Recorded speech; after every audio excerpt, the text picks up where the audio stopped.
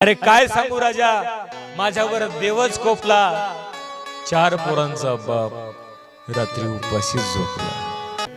तळमळ मनातली गोविंदा तुला सांगतोय खरं, अशा पोरांना जन्म देण्यापेक्षा वांझोटा राहिलेलं बरं।